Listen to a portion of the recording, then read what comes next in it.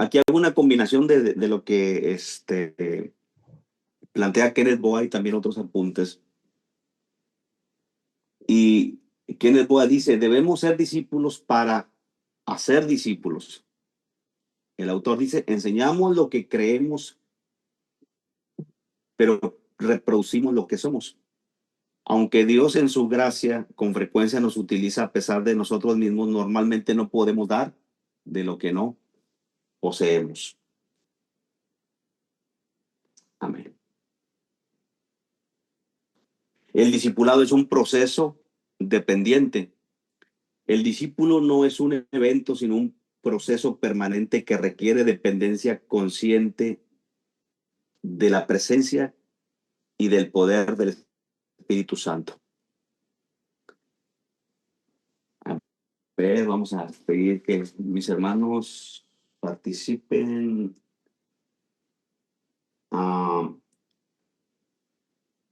Hermano Efraín, por favor. Sí, pastor. La concentración es crucial. Si bien Jesús llevó a cabo su ministerio para las masas, centró su tiempo y capacitación en un pequeño grupo de discípulos. Uh-huh. Exacto. La concentración es crucial para la multiplicación. Y después del hermano Efraín, vamos a pedirle a Oscar Daniel.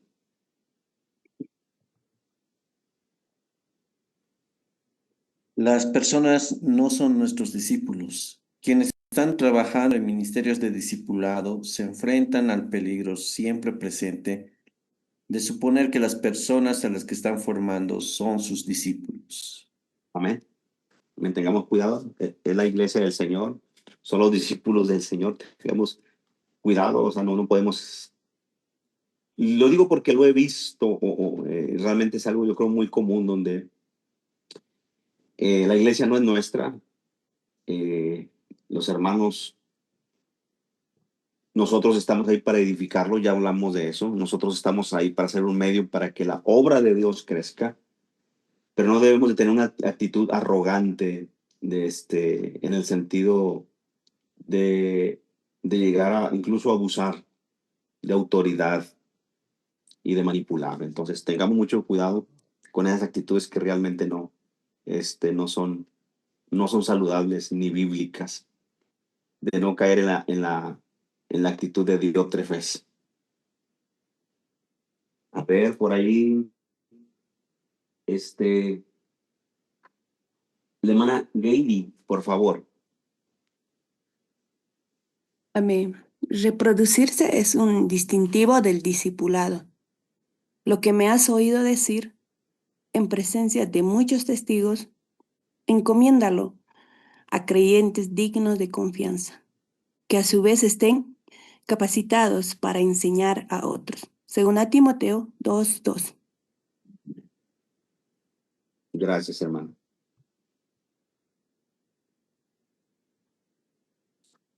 Hermana Daisy, por favor.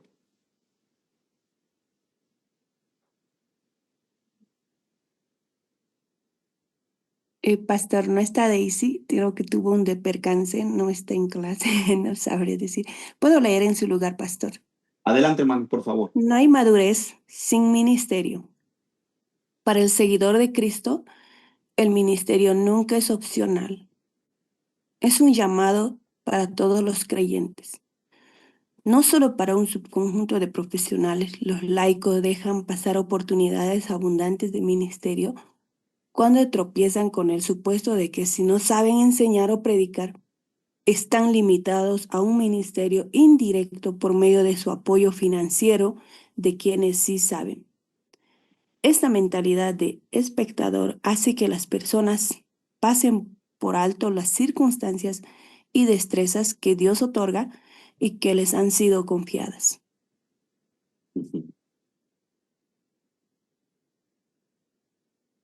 Después de la hermana Heidi, el hermano Hernán, por favor.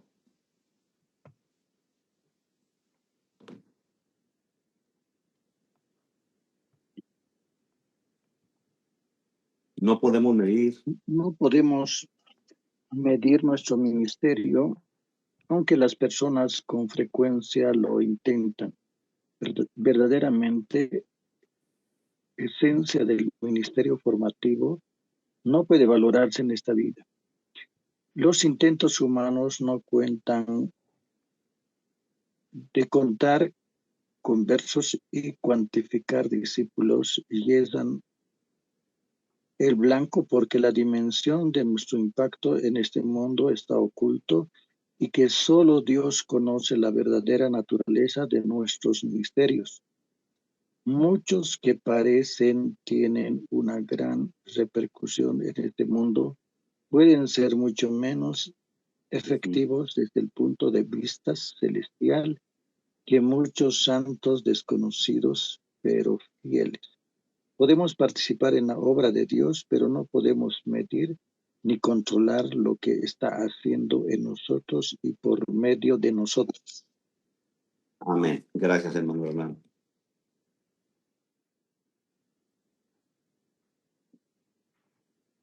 Hermano Darío.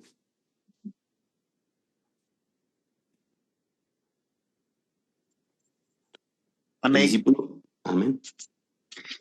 El discipulado es más que un programa. Los enfoques programáticos y basados en currículos ocupan un lugar en el caso de discipulado, pero una visión del ministerio formativo implica a la persona el conocimiento, la enseñanza y la capacitación son componentes importantes, pero deberían impartirse en un contexto de asociación y de comunicación. A menudo habla más claro que lo que decimos. Nada sustituir a que estén con nosotros. Marcos 13:14. En una diversidad de entornos, de modo que la formación se vuelva encarnada y multidimensional. Esto requiere un compromiso mayor de tiempo y esfuerzo, pero la reproducción espiritual por medio de la transformación personal. Amén, amén. Por ahí hay Es una... el camino. Puede ser la señal. Sí, se va la señal, sí. Pero bueno. Pero por ello, nada puede sustituir a la dimensión de relaciones, de invitar a las personas a que están con nosotros en una diversidad de entornos. Amén. De modo que la formación se vuelve encarnada y multidimensional. Esto requiere un compromiso mayor de tiempo y esfuerzo, pero, amén. Pero la reproducción espiritual por medio de la transformación personal es el camino más efectivo y total.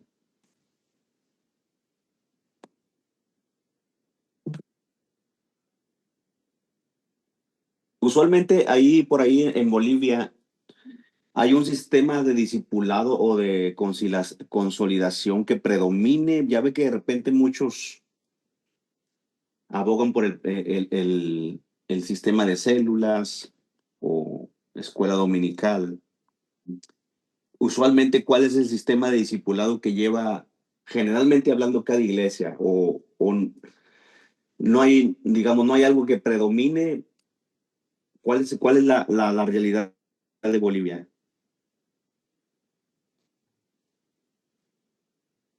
Yo creo que la escuela bíblica, pastor. Ok, la escuela bíblica, pero en un ámbito local, de la iglesia local.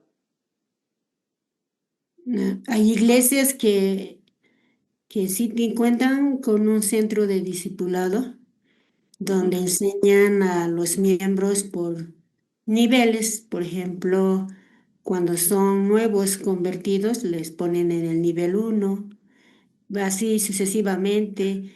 primeramente enseñando los primeros pasos del cristiano, luego van enseñando la vida de Cristo, el Espíritu Santo, el libro de los Hechos, luego van enseñando la doctrina y por último van enseñando libro por libro.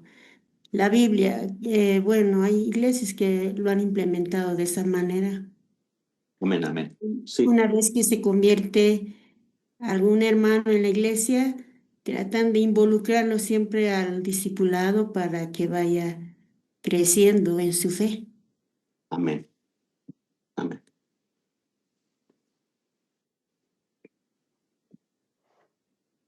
El discipulado exige una actitud de servicio. El que tiene a la novia es el novio, pero el amigo del novio que está a su lado, pero el amigo del novio que está a su lado y lo escucha se llena de alegría cuando oye la voz del novio. Esa es la alegría que me inunda. Esa es la alegría que me inunda. A él le toca crecer y a mí menguar. Amén. Hay que tener una actitud de servicio. Ya hablamos de eso. La amistad espiritual es un componente del discipulado. Así como Pablo y Silas dieron a conocer sus vidas con las personas a las que sirvieron en Tesalónica, debemos ponernos personalmente a disposición de las personas a las que formamos y ser transparentes con ellas. Amén. El discipulado efectivo requiere más de un método. Cuando se trata de formación espiritual, no hay una talla única para todos. Existe la tendencia en los ministerios de discipulado de convertir modelos y métodos en soberanos. Eso es cierto. Y eso lo he observado. Lo que funcionó en otra iglesia no tiene que funcionar aquí. Amén. Yo siempre creo que cada iglesia tiene su propio ADN. Dos iglesias pueden parecerse, pero no van a ser exactamente igual. Yo creo que a ustedes también les pasa el hecho de que a veces llegan hermanos de otras iglesias, incluso de asambleas de Dios, y de repente no tienen una... llegan a nuestras iglesias y nunca se sienten cómodos porque no se hicieron las cosas exactamente como se hacían en su iglesia. Y algunas cosas de otra iglesia pueden funcionar obviamente aquí, pero no necesariamente todo. Yo creo que el mensaje nunca cambia, el mensaje de la escritura nunca cambia, lo entendemos, pero sí los métodos definitivamente pueden variar de una iglesia a otra. Amén. El proceso de discipulado, amén. Muy bien, vamos ahora con la hermana Blanca.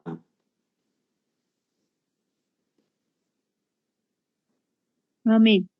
El proceso del discipulado. Hay tres dinámicas principales en el proceso del discipulado: exponer, capacitar y animar. Exhortar, la primera, se centra en el ejemplo y el carácter de quien forma discípulos.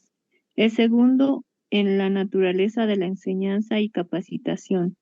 Y el tercero, en la responsabilidad y carácter del discípulo. Es importante advertir que estas dinámicas no son cronológicas, sino concurrentes.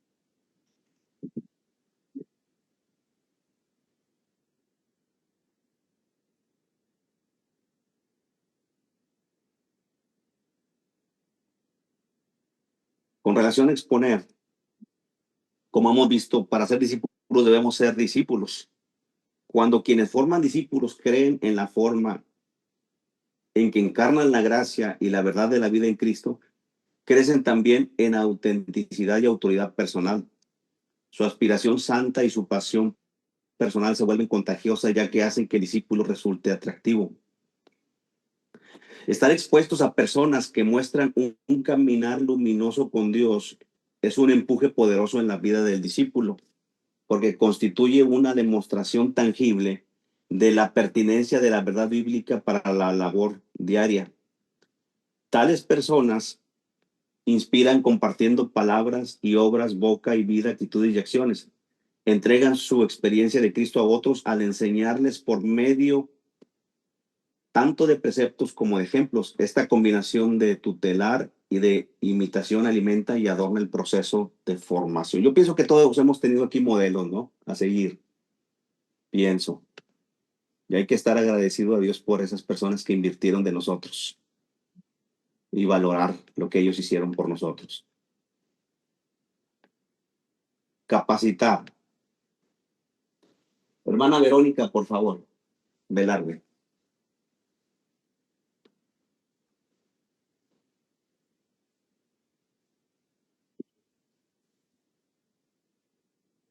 ¿Eh?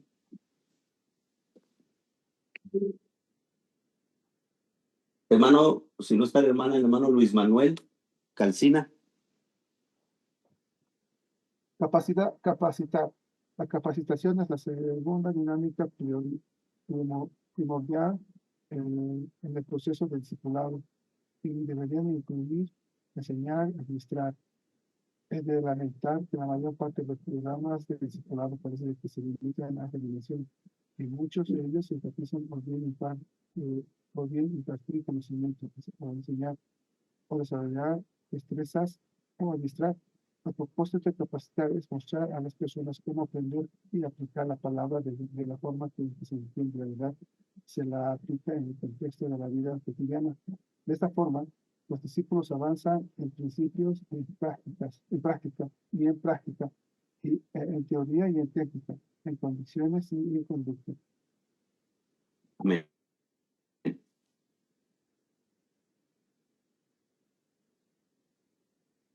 Enseñar. La palabra viva de Dios, Jesucristo, se da a conocer por medio de la palabra escrita de Dios y esta se revela por medio de la palabra proclamada de Dios en predicación y en enseñanza. La enseñanza sólida ayuda a renovar la mente y hace posible que los creyentes vayan ajustando su pensamiento a la luz de la cosmovisión que se revela en la Escritura. Disponemos de abundantes instrumentos de enseñanza y mencionaremos luego algunos de ellos. Los programas básicos de enseñanza suelen ofrecer una síntesis de temas básicos como salvación, elementos de crecimiento espiritual, lectura de la Biblia, oración, matrimonio y paternidad, evangelización y mayordomía. Los programas intermedios y avanzados de enseñanza a menudo incluyen una apologética, estudio de libros de la Biblia, panoramas del Nuevo Testamento y del Nuevo, teología bíblica y sistemática e historia de la iglesia. Sin embargo, en los programas de discipulado con frecuencia se pasan por alto algunas áreas cruciales y esto es elemental, dado que muchas de ellas tienen implicaciones prácticas de largo alcance. Aquí voy a improvisar una pregunta. ¿Qué temas creen ustedes? Porque estamos hablando de formación y el discípulo obviamente está pasando por ese proceso. Pero ¿qué temas ustedes consideran que no se están tratando en la iglesia y que hace falta enseñarlos a la iglesia? ¿Qué temas se están descuidando? Ahora, ya hablamos con relación al Espíritu Santo, ya eso lo tenemos claro, hay que enfatizar esa verdad, pero me estoy refiriendo a temas que de repente se han ausentado en la iglesia por mucho tiempo. Ahora, el punto es, si faltan temas doctrinales, obviamente hay que volver a reforzar esos temas porque es imprescindible la doctrina o la teología o la enseñanza bíblica. Pero yo pregunto, ¿cuál es la necesidad que ustedes contemplan en cuanto a esos temas que hacen falta poner dentro del sistema de enseñanza de la iglesia? ¿Qué temas, qué principios, qué verdades hace falta enfatizar más en la iglesia local que ustedes creen se han descuidado? Alguna vez se predica de todos los propósitos generales, pero se habla muy poco de la venida del Señor.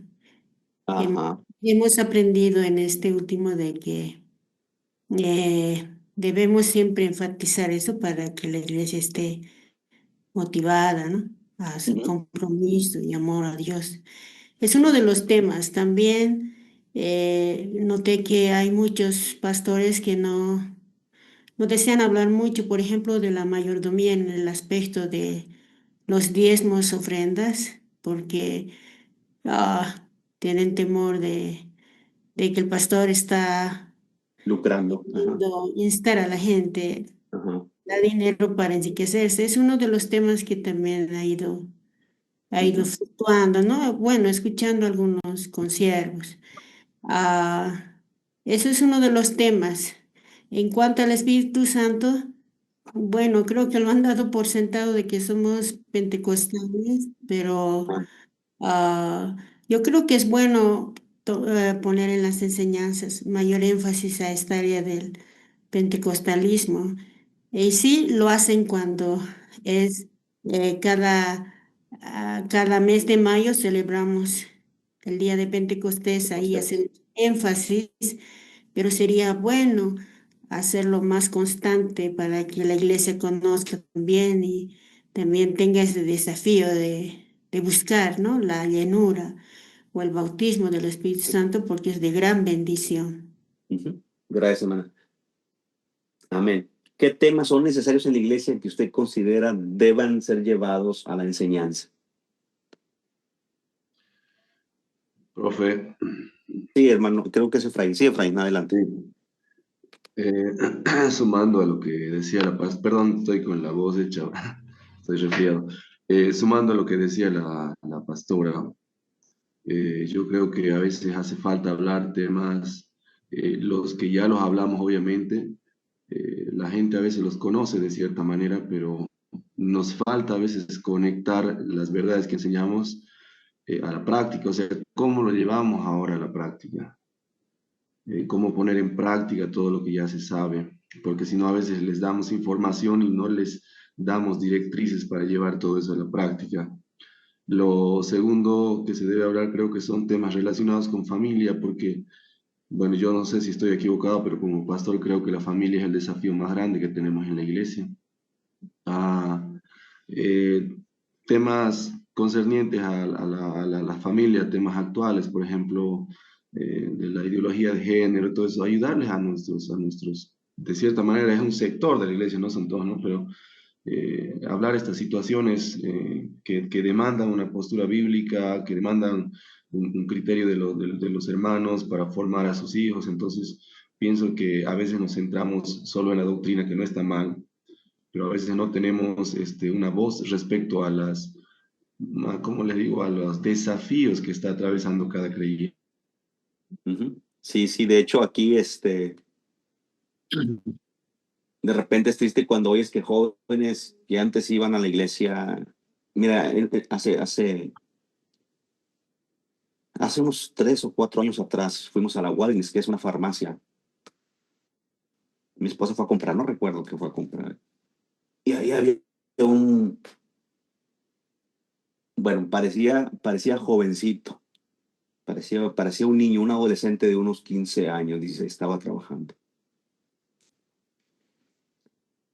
Pero obviamente me percaté, pues, que tenía rasgos femeninos.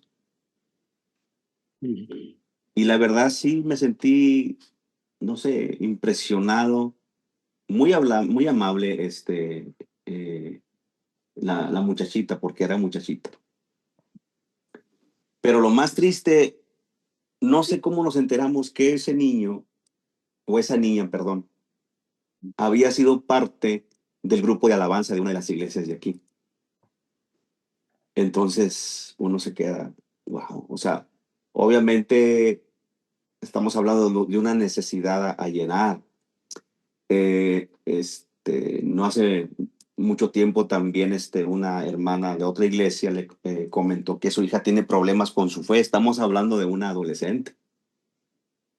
Eh, y bueno, también quiero reiterar que el discipulado comienza en casa, obviamente, pero sí que nosotros como iglesia tenemos un desafío. Creo que tenemos que retener a la próxima generación. Por ahí el hermano Henry quería hablar. Adelante, hermano. Sí, sí.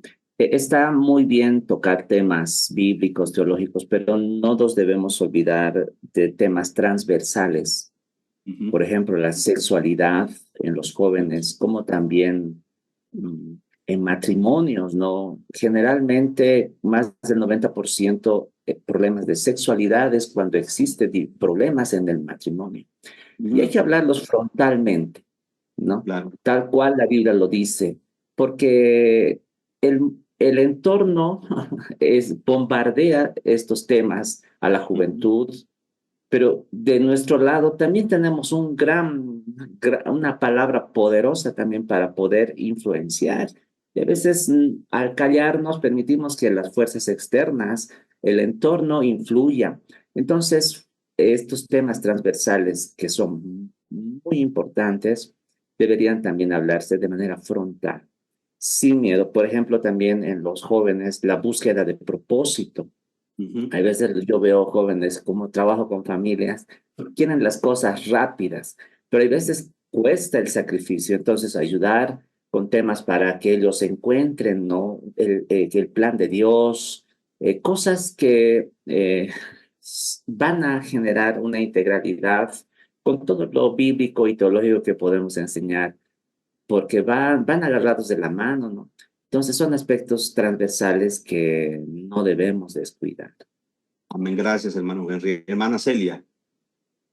Está bien la opinión de nuestros pastores, por eso se necesita un discipulado, ¿no? Para enseñar, por ejemplo, en la iglesia enseñamos a familias, ya, ¿no? A familias, pero muy aparte hacemos enseñanza para jóvenes de acuerdo a la edad, para enseñar también temas juveniles y también para adolescentes y niños.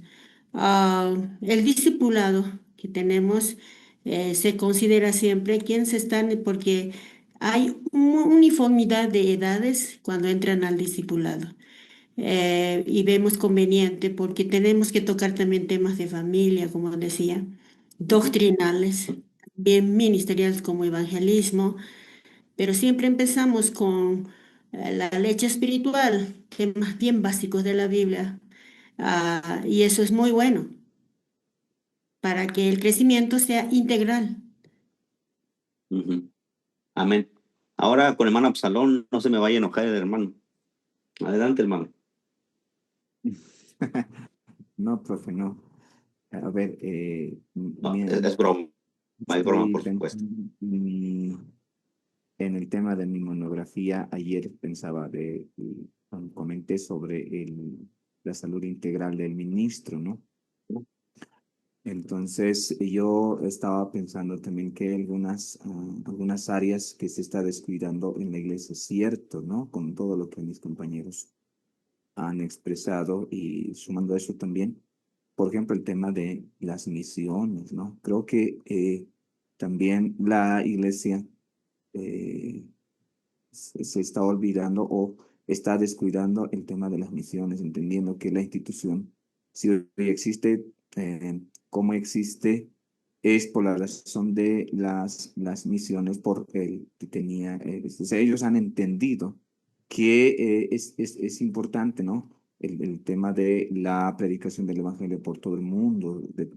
O sea, me refiero a la preparación y la formación de personas quienes van a ser llamados en ese ministerio. Por un lado. Por otro lado, con todo lo que han dicho mis compañeros, creo que una de las áreas es el tema de las prácticas saludables o en relación a la salud, vamos a decir, es también necesario. Por ejemplo, si hay un nutricionista en la iglesia, deberíamos tal vez tener tiempos de charla, de conversación, conectando con los principios y las verdades bíblicas, ¿no? Las verdades escriturales. Debería, digamos, tal vez enfocarse esas partes también. Nosotros los pentecostales, bueno, no lo digo como una debilidad, tal vez es que hemos entendido que todo lo espiritualizamos, ¿no? Todo lo espiritual, todos, y las otras partes, quizás no tanto, no es tan necesario, tan importante. Entonces, creo que esos temas que parecen que no son importantes, pero considero que son importantes también en la enseñanza en la iglesia, en insertar en el programa del discipulado también, profe. Gracias, sí.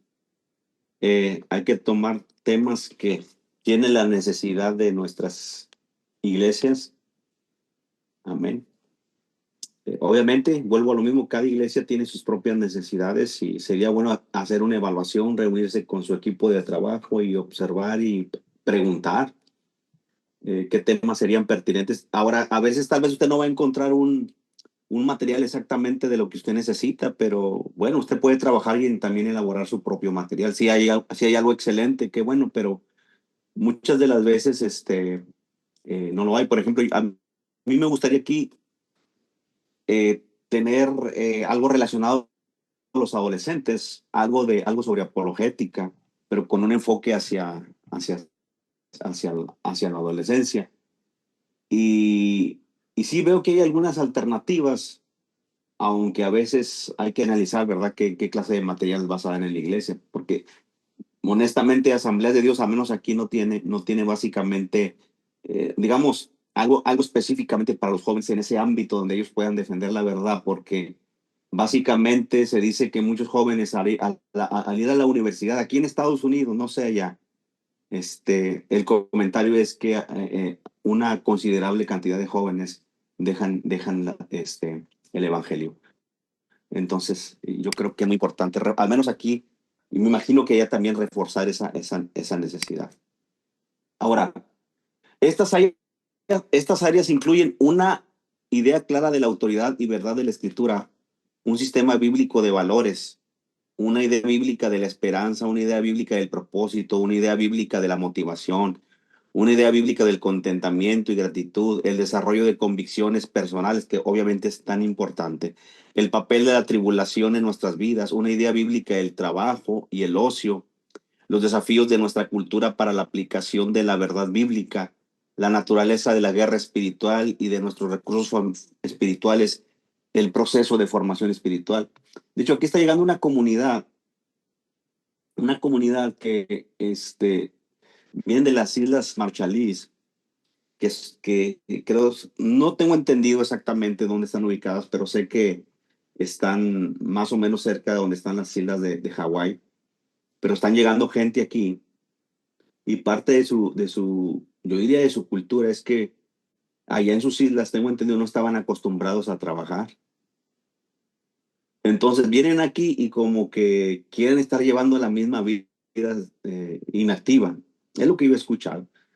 Entonces, obviamente, cuando vas a administrar a sus vidas, pues obviamente en este caso, pues tendrías que hablar acerca de un tema desde una perspectiva bíblica en cuanto al trabajo. Amén. Y recuerdo que vino uno de sus líderes acá y a hablar con ellos, tuvieron un festival, una celebración, y les dijo que se pusieran a trabajar. Entonces, aunque eso no fue dado en un contexto cristiano, obviamente, pero volvemos a lo mismo, es identificar las necesidades que hay en nuestra iglesia y también poder, obviamente, ser lo más bíblica, plantear esos temas desde una perspectiva bíblica. Cuando se enseña a laicos a reflexionar acerca de estos temas, se preparan mejor para relacionar verdades atemporales con las preocupaciones de la vida diaria, adiestramiento, los programas de discipulado que se limitan a animar y exhortar. Ahora vamos a animar y exhortar. La tercera dinámica primordial en el proceso de discipulado tiene que ver con el carácter y el corazón del discípulo. El avance en crecimiento espiritual requiere que el aprendiz crezca para ser más receptivo y sensible si la humildad de un espíritu que desea ser enseñado y de una disposición a responder a la enseñanza, a la reprensión, corrección y capacitación en la justicia. Amén. Obviamente la humildad debe caracterizar, ¿verdad? Es lo que tratamos de plasmar en este pensamiento, aquel que va a ser enseñado. Y aún nosotros, hermanos, nosotros necesitamos ser enseñables. No importa los títulos que tengamos o el cargo que tengamos, nunca debemos dejar de ser enseñables. No consideremos que lo sabemos todo, porque hasta de un niño nosotros también podemos aprender.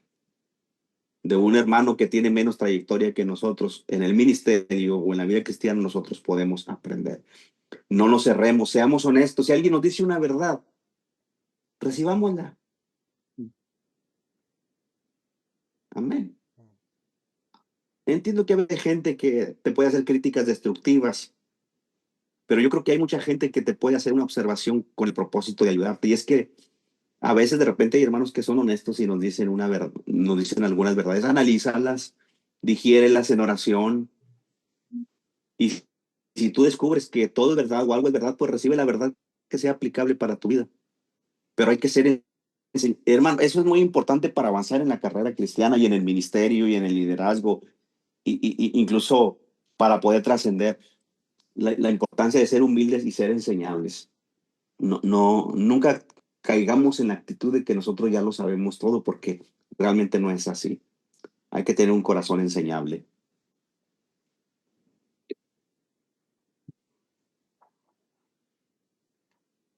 Hay una serie de atributos, a ver, permítanme, el producto del discipulado. Hay una serie de atributos y virtudes que la Escritura nos exhorta a que emulemos y encarnemos. Algunos de estos atributos son amor, pureza de corazón, negación de uno mismo.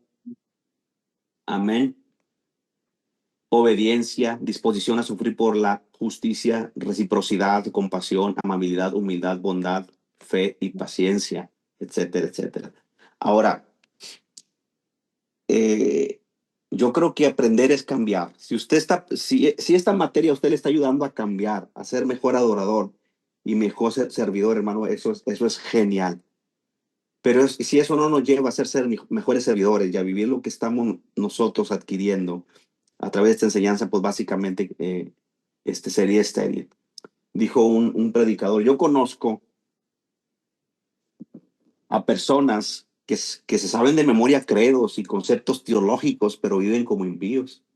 Él lo dijo de esa forma tan cruda. Pero la verdad, porque la verdad a veces, aunque las verdades sean correctas, pueden estar muy separadas de la vivencia. Entonces, yo creo que aprender es cambiar. Aprender es cambiar. Como les mencioné en una ocasión, el escritor John Piper, en su libro Piense, habla acerca del ejercicio de la mente, precisamente en la formación espiritual. Y él dice él dice, bueno, él también se va al otro extremo, donde de repente hay gente que dice que no necesita teología, porque es el otro extremo. Dice: yo no necesito teología, yo no necesito conocimiento, solo con la unción tengo. Y sí, yo creo que la unción es indispensable, eso no lo negamos. Pero dice, lo cierto es que no hay otra forma de crecer. Dice, o sea, ¿cómo le hacemos? ¿Cómo nosotros vamos a madurar? ¿Cómo nosotros vamos a crecer? ¿Cómo nosotros vamos a desarrollarnos si no somos conectados con las verdades de la Biblia? La verdad es que no hay otra forma. Obviamente no hacemos a un lado del Espíritu Santo, que es el que nos ilumina, el que nos capacita, el que nos ayuda a producir ese fruto. Pero dice él lo siguiente, que es una de las frases que a mí me ha impactado, y él dice: el conocimiento de Dios, dice, fue como poner leña o madera en el horno de mi adoración. Porque realmente el conocimiento bíblico, teológico, debe efectuar en nosotros, obviamente, un resultado de cambio, un resultado de mejor servicio, un resultado de mayor honra para el Señor. ¿Y cuántos dicen amén? Amén. Ya estoy predicando, amén. Ya no me falta recoger la ofrenda, amén. Entonces,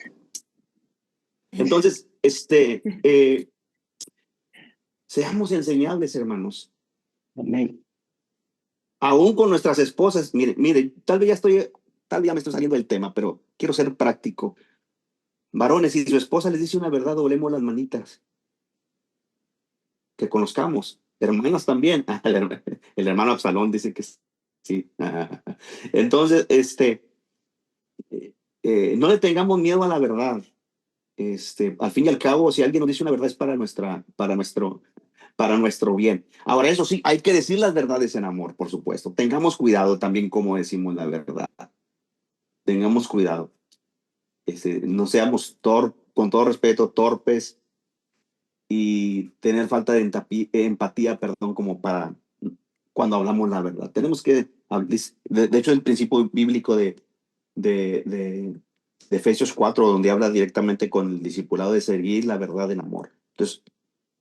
Entonces hable con amor la verdad, pero también reciba la verdad. Seamos enseñables. Muy bien. Profe, Sí. hay un autor de la serie Fe y Acción que resume las cartas, perdón, del apóstol Juan. Dice que la verdad no puede separarse del amor y el amor no puede separarse de la verdad. Eso es Ajá. algo que nos ayuda mucho, ¿no? A veces Ujú. nosotros decimos, no, yo tengo que decir la verdad, pero lo decimos por lastimar a la otra persona, por creernos más justos. Si nuestra verdad no está fundada en amor, no sirve de nada. Y si nuestro amor no está fundamentado en la verdad, creo que tampoco sirve. Gracias, Efraín, gracias. Sí.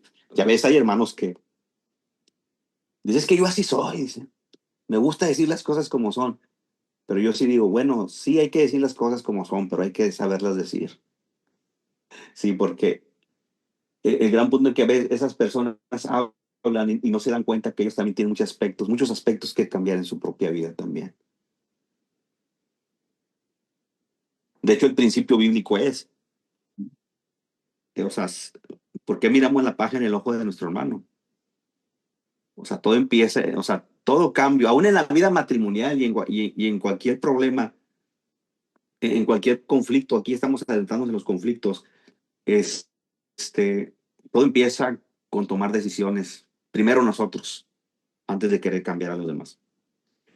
Ahora, vamos a ver el discipulado en el libro de los Hechos, y aquí ya vamos a dejar a Kenneth Boa a un lado. Y dice, el Espíritu Santo dijo en Hechos 13, apártenme a Bernabé y a Saulo para la obra que los he llamado. Parte de la obra asignada por el Espíritu fue la de hacer discípulos. Esto se enseña explícitamente en el primer viaje misionero de Pablo, pues como dice Lucas, y después de anunciar el Evangelio a aquella ciudad y de hacer muchos discípulos, volvieron a Listra, Iconio y Antioquía confirmando los ánimos de los discípulos. Entonces, vemos cómo el Espíritu Santo escoge a estos dos hombres para realizar la obra del ministerio, plantaron iglesias. Y obviamente una plantación de iglesias, si no hace discípulos, el trabajo básicamente está incompleto. El Espíritu tiene un papel crucial en la formación de discípulos al empoderarlos, y un discípulo empoderado por el Espíritu es un seguidor de Jesús de por vida. El Espíritu Santo es aquel que instruye y forma el carácter de Cristo en los creyentes y los ayuda a reproducirse al guiar a otros en ese mismo proceso de formación de carácter. Jesús hizo una afirmación poderosa al decir, edificaré mi iglesia. Esta declaración da a conocer el propósito de Cristo. De hecho, a esto le llaman la obra no concluida de Cristo, que es edificar la iglesia. Jesús sigue edificando su iglesia. Jesús sigue edificando su iglesia en Bolivia. Él sigue edificando su iglesia en Bolivia, en México, aquí en esta Unión Americana y en Argentina, donde estemos. Jesús sigue edificando su iglesia. En cuanto a la obra de salvación, obviamente fue concretada en la obra de Cristo, vida, muerte y resurrección. Pero con relación a la iglesia, el Señor la sigue edificando.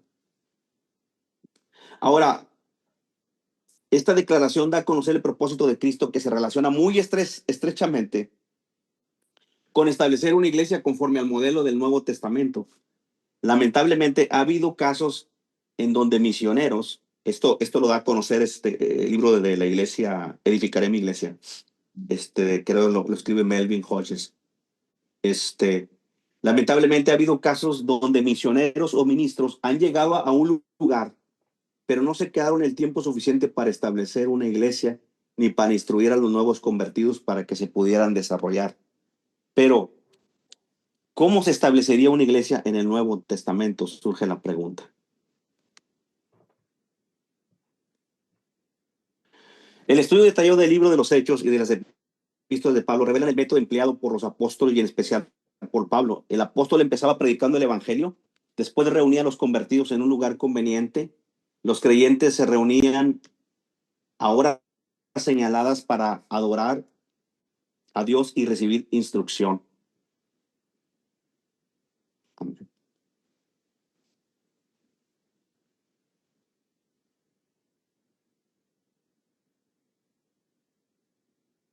Efraín, si me puede leer ese párrafo, por favor. Profe, entonces, hacer discípulos es más que compartir el Evangelio. Más bien es cuidar al recién nacido espiritualmente y lograr que se afirme en su decisión por Cristo de tal forma que experimente un cambio de vida y se involucre en la iglesia local.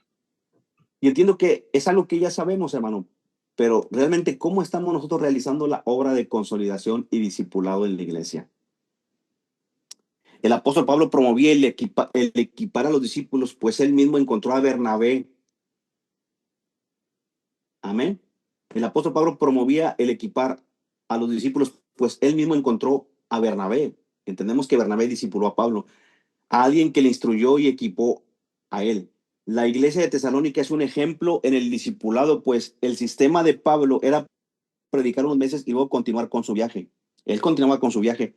No es que los creyentes de Tesalónica no necesitaran más instrucción, sino que ya eran capaces de desarrollarse por sí solos. Qué tan importante es desarrollar hermanos y discípulos que puedan valerse por sí mismos y desarrollarse por sí mismos. Amén. Surge la pregunta, ¿cómo la iglesia está realizando la función del discipulado? La realidad es que muchas iglesias tradicionalmente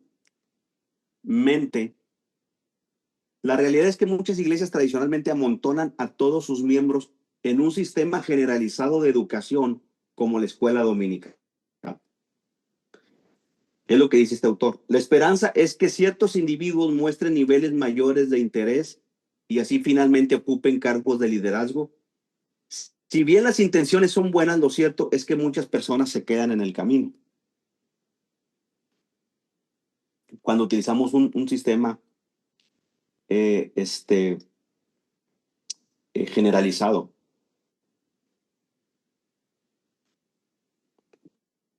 Por otro lado, Alton Garrison dice que las alarmantes estadísticas enseñan que muchas iglesias tienen deficiencias en la enseñanza y que las generaciones venideras están abandonando la fe a un ritmo sorprendente y que los creyentes profesantes conocen cada vez menos del contenido de la Biblia.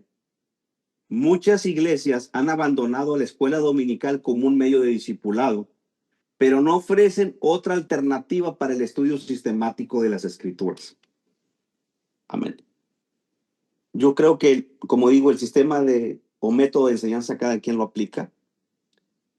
Aquí hubo un tiempo en que, bueno, tradicionalmente el domingo se lleva a la escuela dominical, pero una vez que se ha quitado la escuela dominical, específicamente el domingo, según lo que dice Garrison, ya no han implementado ningún otro método de enseñanza. Usualmente la enseñanza, digamos, de escuela dominical o enseñanza en Bolivia me imagino que varía, ¿no?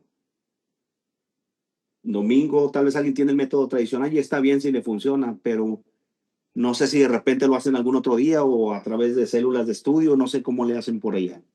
Profe, el método tradicional era, bueno, era el martes de oración, el jueves de estudio bíblico, el sábado era un culto juvenil, el domingo por la mañana era la escuela bíblica y en la noche o en la tarde cultos de poder, de avivamiento. Algunos como que mantienen todavía eso, ¿no? Pero otros han mantenido eso, pero han ido implementando otras cosas. Bueno, eso es muy relativo, ¿ya? Sí, es relativo porque algunas iglesias se han ido acomodando, por ejemplo, al tiempo de los hermanos. Por ejemplo, en mi iglesia también hacemos grupos como de células porque hay hermanos que viven en lugares distantes y buscamos personas o hermanos que puedan agrupar a los hermanos de la zona para ser discipulado. Y también a la par, los fines de semana, sábados exclusivamente, usamos para hacer algunos cursos de discipulado para enseñar doctrina. Bien, pastor, sí, también aquí, ¿no? Adelante. En la iglesia estamos haciendo el discipulado los domingos en la noche. Bueno, normalmente los servicios son 8, pero lo hacemos a las 7 porque se necesita más tiempo para las enseñanzas, así que estamos haciendo ahí discipulado el domingo y después también lo hacemos el domingo que es en la escuela bíblica y sí lo estamos haciendo sistemáticamente, o sea, tiene su sistema. Empezamos desde Génesis, terminamos en Apocalipsis, así hasta terminar el año, ¿no? Ese es lo que hemos optado por hacerlo, se ha cambiado ahí donde yo estoy, ¿no? Porque normalmente sí se seguía, como dice martes, estudio bíblico, jueves, oración. Sin embargo, de nosotros es jueves, hacemos adoración. Y el sábado lo damos a los departamentos siempre. Un sábado hacen los cultos, los jóvenes o o los exploradores ocupan ese campo, pero el domingo lo estamos haciendo las enseñanzas discipulado y también en la noche. Eso, pastor, compartirles eso. Hermano Hernán, aclarando, hermano Hernán, adelante. Ok, gracias, pastor. Bien, en relación de cuándo se enseña o cómo, es importante siempre no ver el contexto. Yo tuve la oportunidad de trabajar muchos años con los maestros en la región, en la cual se hacía un sondeo de visitas, y cuando me encuentro con que hacen escuela bíblica, otros el lunes, otros el martes, el miércoles, el jueves, el viernes, el sábado, domingos en la tarde, domingos en la noche. Por supuesto que otros lo siguen manteniendo el domingo por la mañana. Entonces, por ahí, ¿no? Surge que ya no sea la escuela dominical, sino sea la escuela bíblica, y está abierto, ¿no? Para todo instante, para todo momento, porque el discipulado tiene que ser, y es continuo, ¿no? Entonces, obviamente que cada congregación es autónoma también en ese sentido, y sobre todo ver y velar la necesidad misma, ¿no? Entonces, ese detalle quería comentar, pastor. Gracias, profe. Sí. Jesús dejó ejemplo en lo concerniente al discipulado. La preparación primordial de Cristo para sus discípulos consistió en que estuviesen con él, para enviarlos después a predicar y sanar a los enfermos. Frecuentemente Jesús dedicó tiempo para estar a solas con sus discípulos con el propósito de impartir enseñanza espiritual. En un sentido, la iglesia es como un invernadero, es lo que dice el libro, que Dios mismo ha construido con el propósito de hacer crecer y cultivar discípulos de Cristo para la gloria del Padre. Cabe señalar que el discipulado debe ser intencional, deliberado, no es algo que simplemente sucede, sino es el resultado de una iniciativa con propósito de parte de otros cristianos. El discipulado también implica motivación, pues los cristianos necesitan motivación para ser fieles y perseverar en su fe. Por otro lado, está enfocado en hacer seguidores de Jesús, es decir, cristianos, y no solo en una reforma moral o algo aún peor, copias de uno mismo. El discipulado está fundamentado en las Escrituras y no solo en el buen consejo. Discipular es amar, pues cuidar del alma de alguien, el alma de alguien de esta manera es amor. Y finalmente, el discipulado es relacional porque implica, más que solo observar, implica que los cristianos comparten las vidas los unos con los otros. Volvemos a la coinonía.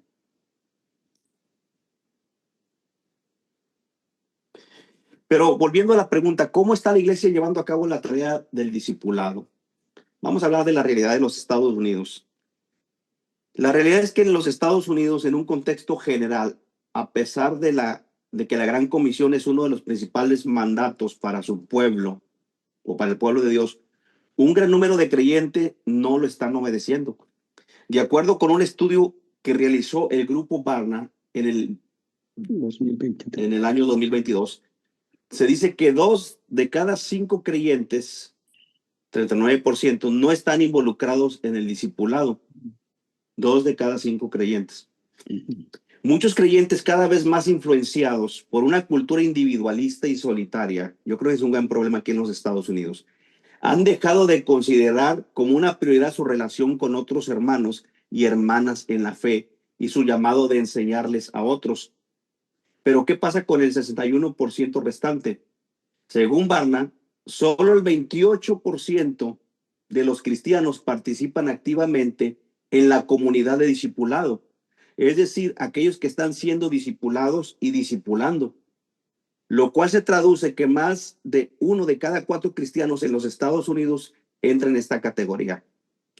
Otro 28% de los cristianos está siendo discipulado, pero no está ayudando a otros a acercarse más a Cristo. Y un porcentaje muy pequeño solo está discipulando a otros.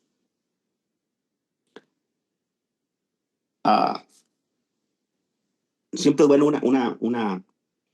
realizar una, yo le digo que usted pueda realizar una FODA. Yo creo que ya le enseñaron este principio de administración. Y también se puede aplicar dentro de la iglesia, hacer un análisis exhaustivo, una evaluación. Obviamente no voy a entrar en los detalles de este método, pero usted puede identificar las fortalezas en cuanto al discipulado en su iglesia, las oportunidades, las debilidades que usted tiene también y las amenazas. Entonces, sería muy bueno hacer un análisis de cómo estamos llevando a cabo el discipulado, no solo a nivel local, sino también a nivel nacional.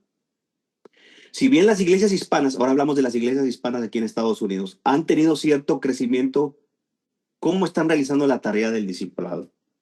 Cuando se le preguntó a los pastores acerca de trasladar a los congregantes del servicio de adoración del fin de semana a grupos pequeños, es decir, si el servicio de mayor concurrencia, que es el domingo, si se invitara a todas esas personas a participar de los grupos pequeños, el 42% dijo que por lo menos la mitad de sus asistentes estarían involucrados en los estudios bíblicos.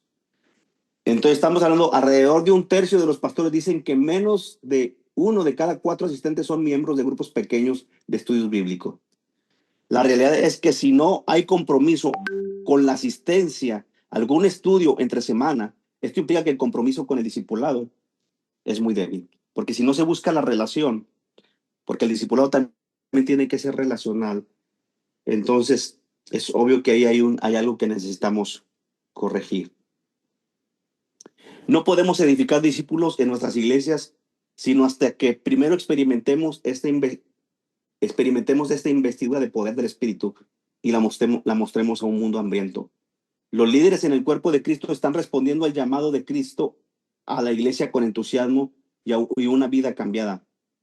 En estos términos, esta es una tendencia que está en la actualidad. En estos términos, una tendencia que está a la vanguardia es el movimiento Vivir Muerto. Es un movimiento que en la actualidad existe, donde los jóvenes entregan su vida a Dios tan radicalmente que desean fervientemente ir a los campos misioneros más difíciles, lugares donde podrían ser perseguidos, incluso matados. Los discípulos jóvenes investidos del Espíritu están comprometidos por centenares para Dios, dando todo lo que tienen para sujetarse a Cristo, para ser apóstoles a los no alcanzados y abandonar todo lo que los retiene. Están aprendiendo que obedeceremos al Señor Jesucristo y su comisión conforme volvamos a la sencillez de sujetarnos a Él, avanzando juntos para plantar una iglesia donde no lo hay y aceptando el sufrimiento y la persecución por amor al nombre de Jesús como nuestra realidad normal. Es lo que caracteriza este grupo Vivir Muerto. Estos varones y mujeres están deseosos de tener una relación auténtica con el Espíritu Santo.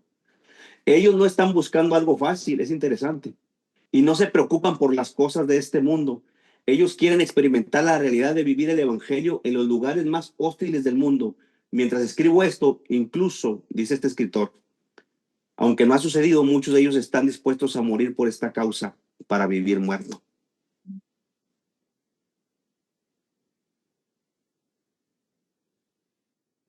Un miembro del equipo de Vivir Muerto en África del Norte comenta.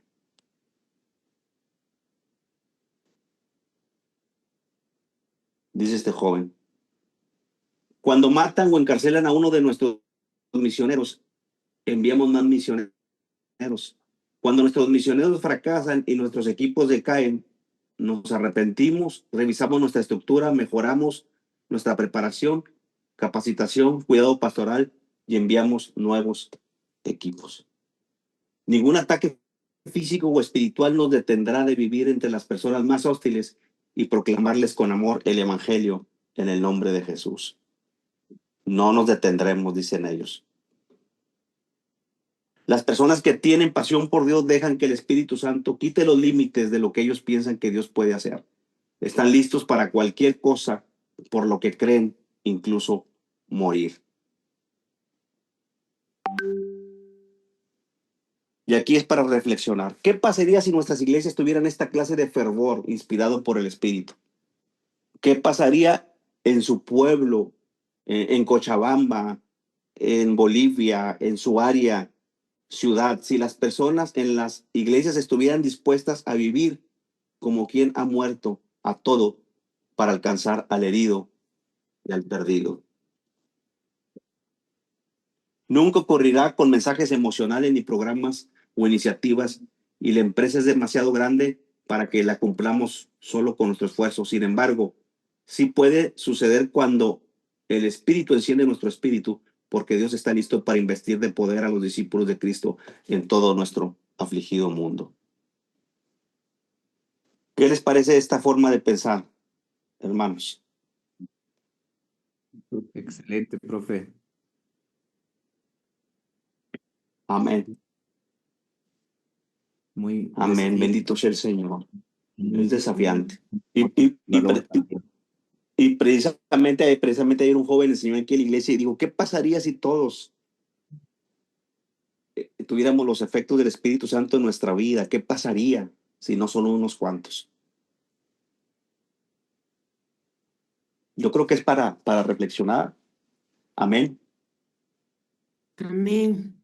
Eso sucedió, ¿no? Cuando el Espíritu fue derramado en la iglesia, en la primera iglesia. Uh-huh. Por eso esa palabra testigos tiene también un significado de mártires, ¿no? Uh-huh. Los primeros discípulos estaban dispuestos a morir como Esteban. Creo que Amén. el Espíritu Santo puede encender eso en nosotros, pastor. Claro. Amén. Oremos. Señor,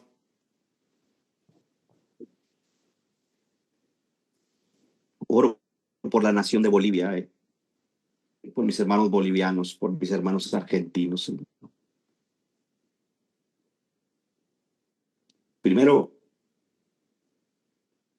ayúdanos, perdónanos, danos ideas creativas, pero danos ante todo la llenura, porque creo que incluso a veces estamos más preocupados por métodos que por el principio de vivir lleno de tu Espíritu Santo.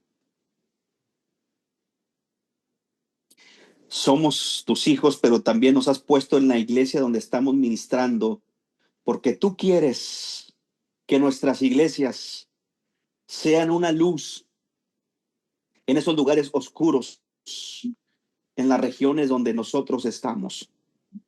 Tú estás llamando a tu iglesia a salir. Son buenos los cultos, por supuesto. Incluso, obviamente, tenemos que estar orando, porque no podemos prescindir de la oración. Tener reuniones de oración, por supuesto. Pero tenemos que salir.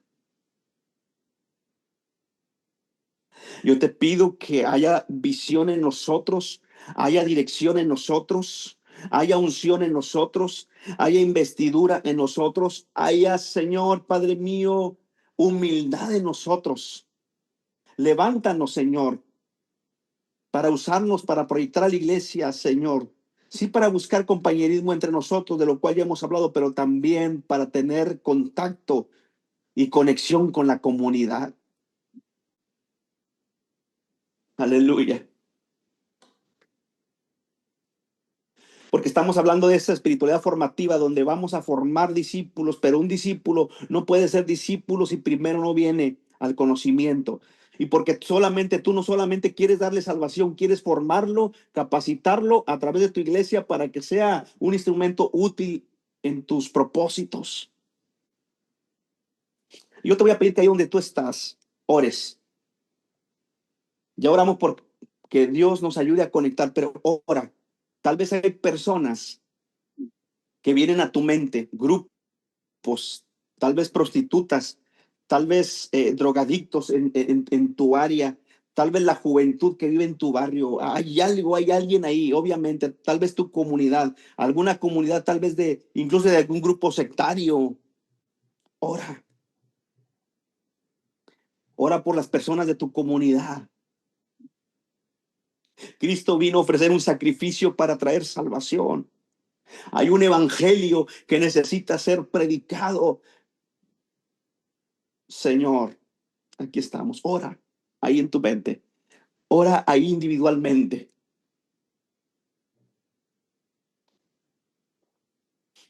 Señor, los campos están listos para la siega. El Señor busca una iglesia que sea luz. Dile, aquí estoy, Señor. Aquí está mi vida, Padre amado. Gracias, Señor. En el nombre de Jesús. Yo te animo a que, de hecho, yo estoy a punto de tener una junta con los... Fuimos a México, precisamente a un viaje misionero. Y fue una bonita experiencia. Y estuvimos teniendo un tiempo de un proyecto donde involucramos a la iglesia a pedir ideas al Señor creativas para conectar con la comunidad. Y pronto voy a reunirme con el equipo de liderazgo, lo cual es una sugerencia. No pienses que las ideas solamente van a venir de ti, hermano. De repente hay hermanos que tienen incluso mejores ideas que las nuestras. A veces te quedas sorprendido. El hecho de que estemos ahí no significa que tú tengas todas las respuestas. Dios te ha dado un equipo, escúchalo. Reúnete con reúnete con tus líderes fieles, aquellos que te puedan dar una buena idea de conexión, y no solamente con relación a la evangelización, con relación a todo lo que concierne al discipulado. Otros creyentes también pueden brindarte ideas. Amén. Amén. ¿Qué tiempo traemos, hermanos? No, 9:19, todavía falta. Okay. Falta 20 minutos. 20 minutos, ok. Y como ustedes son muy, muy generosos, me van a dar una hora entera. No, no se crean, hermanos. Yo sé que hace hambre. Sí. Amén. Vamos a hablar un poco acerca de la suficiencia de las Escrituras.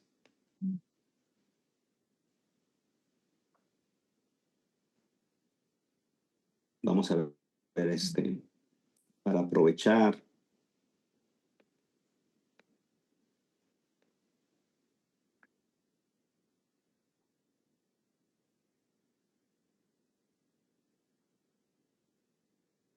Vamos a tratar de avanzarle. Ojalá podamos terminar estas diapositivas, que no son muchas. Ok.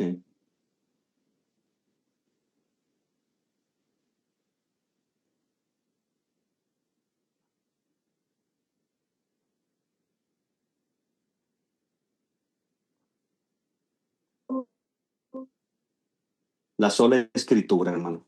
¿Alguien, qué entendemos nosotros por la sola escritura, hermanos? Es uno de los pilares de la reforma, recuerden.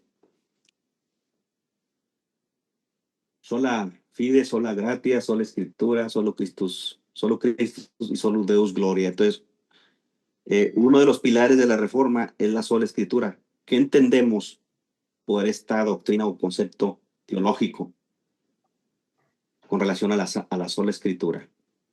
Que nuestra doctrina, que nuestra autoridad, que nuestra norma de regla y regla de fe y conducta es la Biblia, solo la Biblia. ¿Ok? Sí. Ahora, mire lo que el principio de la sola escritura proclama que la Biblia es la autoridad final o la corte de última apelación a todo lo que se afirma.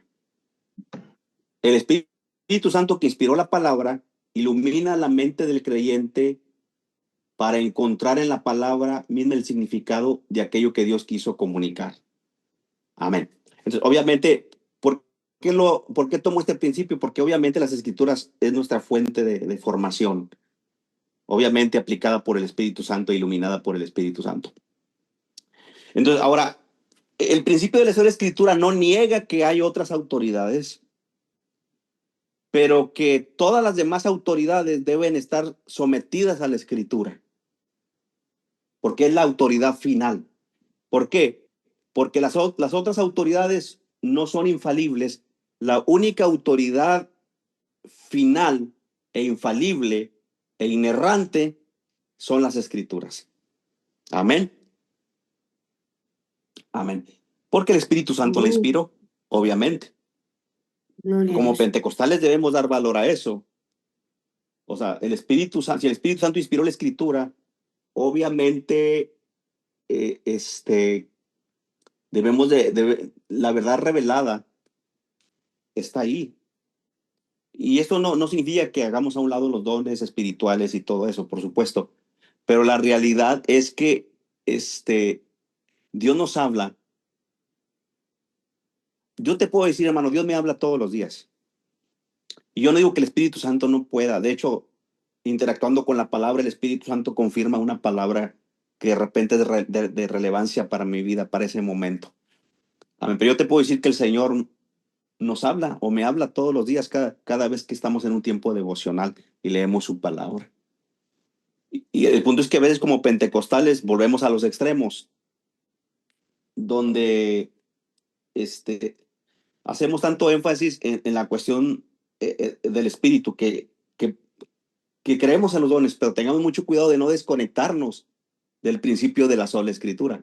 Porque decimos, hay otras autoridades que también tienen su valor, pero esas autoridades no están por encima de la escritura. Amén.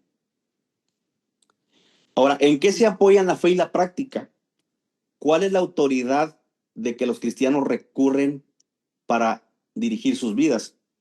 La palabra de Dios es la máxima autoridad en materia de fe y práctica, por tanto, nada que contradiga la revelación de Dios puede regular la vida del creyente. ¿Estamos de acuerdo, no? Dice Pedro en 2 de Pedro 1:21, porque nunca la profecía vino por voluntad humana, sino que los santos hombres de Dios hablaron siendo inspirados por el Espíritu Santo. Y en el mismo contexto, también Pedro dice que debemos poner atención a las escrituras como una antorcha que alumbra el lugar oscuro. Entonces, somos pentecostales, pero tenemos que entender que nuestra base de autoridad final son las escrituras. Usted debe estar predicando sermones bíblicos, obviamente, perdone, o sea, obviamente. Lo digo porque de repente hay tendencia, yo he visto una tendencia con mucho respeto donde a veces los hermanos predican y de repente hay mucha alegoría. Hay mucha alegoría y es posible que no tenga mucho que ver con el significado que el Espíritu Santo quiso dar a conocer en la época que se escribió, o ya sea el Salmo, o ya sea la carta a los Corintios, etcétera.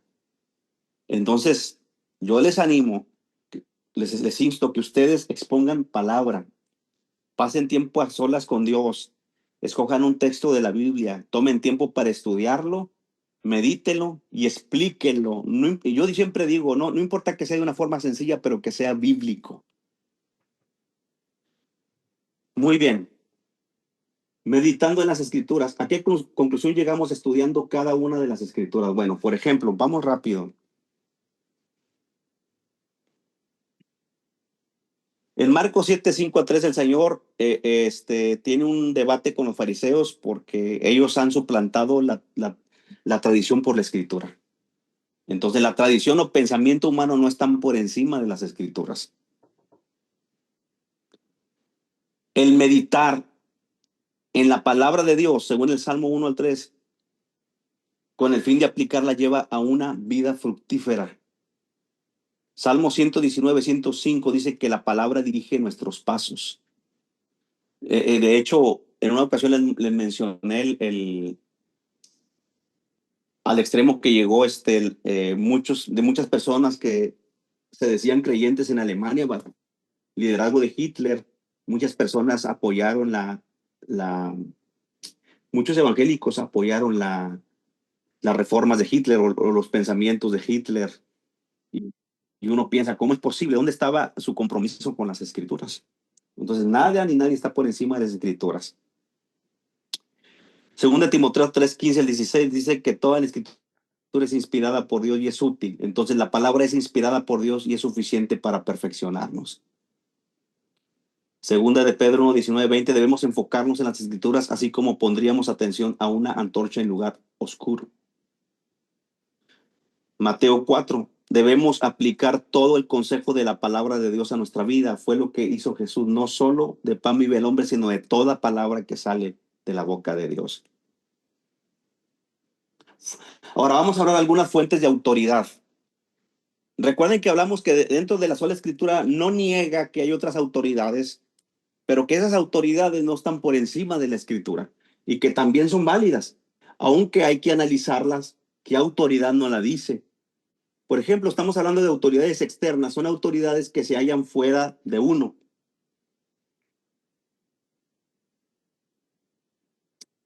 La autoridad teológica, esta autoridad busca en las confesiones doctrinales o credos de fuente de fe y práctica. Por ejemplo, pues entendemos lo que es el credo de los apóstoles. Amén. Es un credo, creo en Dios Padre Todopoderoso, creador del cielo y de la tierra, creo en Jesucristo, su unigénito Hijo, nuestro Señor, quien fue concebido por el Espíritu Santo, nacido de la Virgen María, sufrió bajo Poncio Pilato, fue crucificado, muerto y sepultado, descendió al infierno, al tercer día resucitó entre los muertos, ascendió al cielo y está sentado a la diestra de Dios Padre Todopoderoso. De allí vendrá a juzgar a los vivos y a los muertos. Creo en el Espíritu Santo, la Santa Iglesia Universal, la comunión de los santos, el perdón de pecados, la resurrección del cuerpo y la vida eterna. ¿Qué pensamos de ese credo conforme a la escritura? Amén. ¿Está bien alineado? Sí, profe, es uno de los credos apostólicos, ¿no? De los primeros credos. Exacto, credo apostólico. Solo el tema de la Santa Iglesia Católica podría generar cierto debate, pero creo que después concorda con lo que dice la palabra de Dios. Sí. Ajá. Entonces, los credos, mientras no contradigan la palabra de Dios, pueden servir, ¿no? Ajá, exacto. Yo creo que el sentido de iglesia universal, pues se refiere a eso, ¿no? Universal, no necesariamente haciendo alusión a la iglesia católica romana, ¿verdad? Pero bueno, ya eso tal vez es debate, pero la verdad en su mayoría podemos decir que ese credo está bien, está de buen contenido.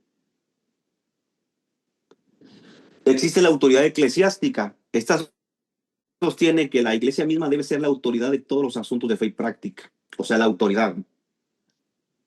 Aunque se le concede a la Biblia un lugar de importancia, solo pueden interpretarla ciertas personas escogidas, como la Iglesia Católica, como su magisterio. Es decir, solo un grupo pequeño hace la interpretación de la Biblia a nombre de toda la Iglesia. Esta autoridad se expresa a través de quien es cabeza terrena oficial de la Iglesia, es decir, de una persona o grupo de personas que generalmente se dan en declaraciones al estilo de credo. Ahora, yo sí creo, por ejemplo, que hay autoridad eclesiástica, pero volvemos a lo mismo, la autoridad eclesiástica no está por encima de las escrituras. Entonces, yo sí creo que debemos dar valor a la autoridad, por ejemplo, a nuestro pastor, a nuestro presbítero, en fin, ellos tienen cierta autoridad sobre nosotros y hay que someternos a la autoridad.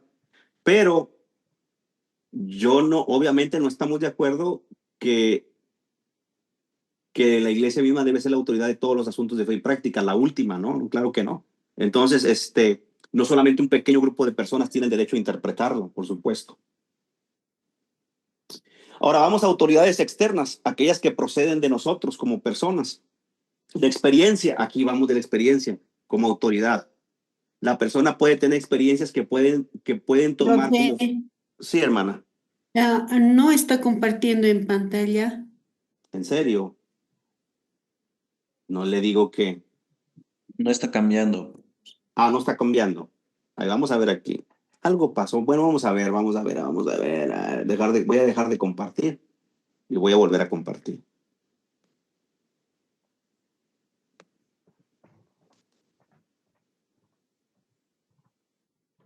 Posiblemente se relacione con la señal.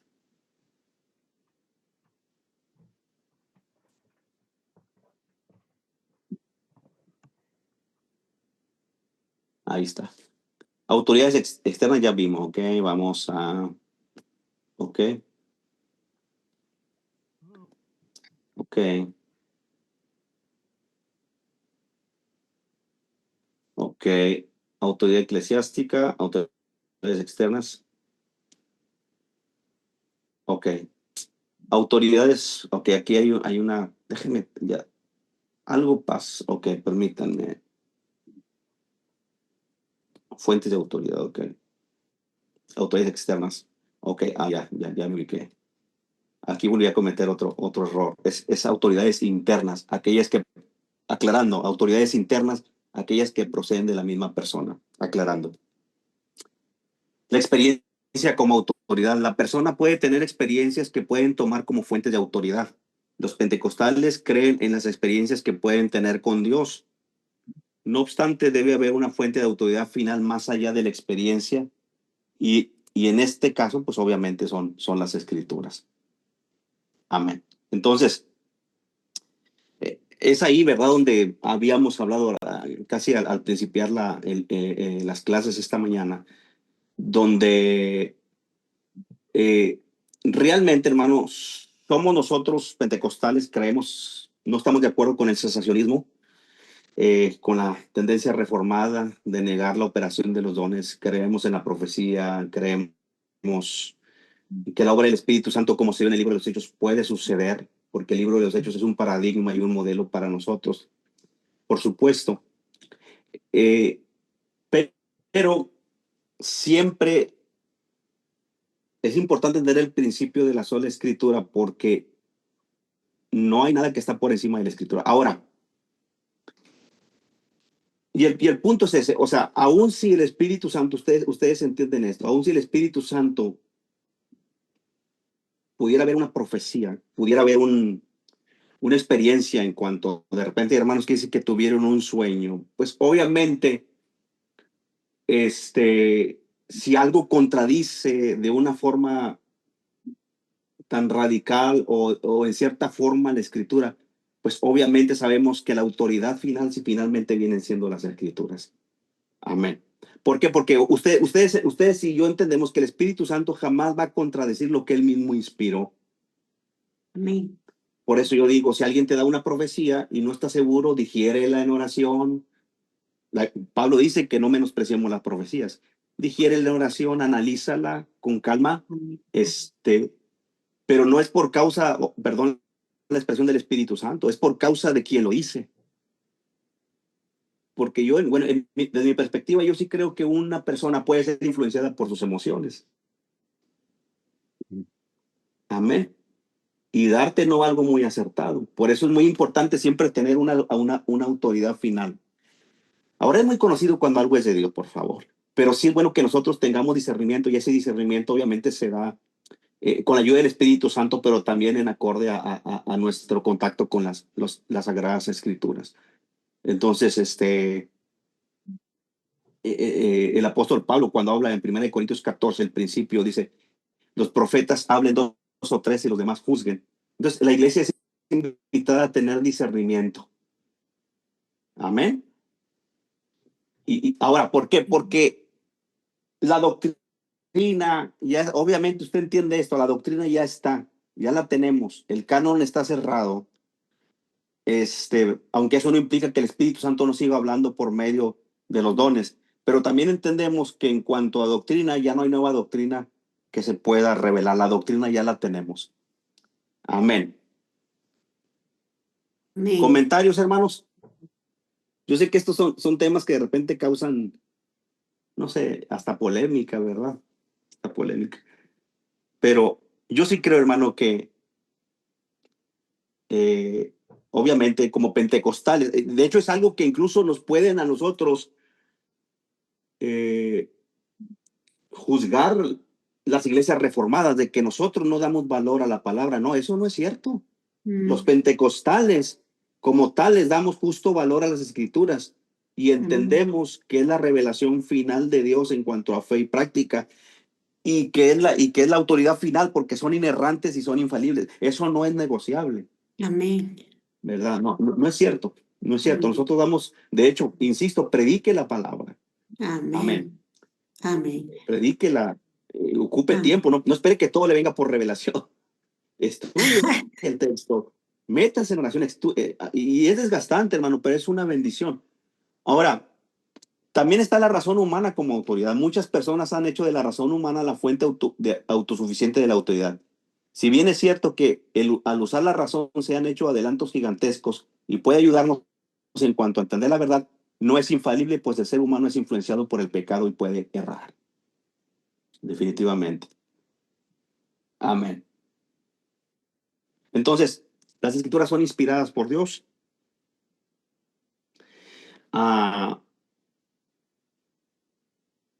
No hay superintendente, no hay apóstol, no hay profeta, no hay pastor, no hay maestro, no hay papa, no hay razón, no hay sistema teológico que esté por encima de la autoridad de las escrituras. Amén.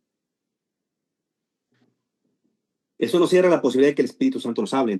Aclárenme, no estoy contradiciendo los dones, porque de repente puede haber una malinterpretación. Amén. Pero sí es saludable tener una autoridad final, algo que no tienen los católicos. Y por eso andan creando tanta doctrina y inventando nuevas apariciones y qué sé yo, porque no tienen autoridad. Sí, hermano Oscar, nomás no se enoje, hermano Oscar. Pastor, la palabra misma es la que nos insta, ¿no? A que podamos probar los espíritus. Ajá. Y también, hablando de la profecía, la palabra misma Pablo nos dice que debemos examinarla, tamizarla de acuerdo a la Claro. palabra, ¿no? Que es, Ajá. como usted dijo, y la autoridad. Eso es lo que puedo Sí, argumentar. sí, Oscar. Pastor, bueno, aunque no levanté la mano, pero igual, Yo pensé que habían levantado la mano o vivan, no sé. O ya estoy viendo visiones. A ver, adelante, Dan. es la emoción. Adelante, pues. Oscar. Pastor, sí, considero que esto es tal vez un punto flaco en nuestras iglesias. Tenemos que enseñar lo que es la autoridad de la palabra, ¿no?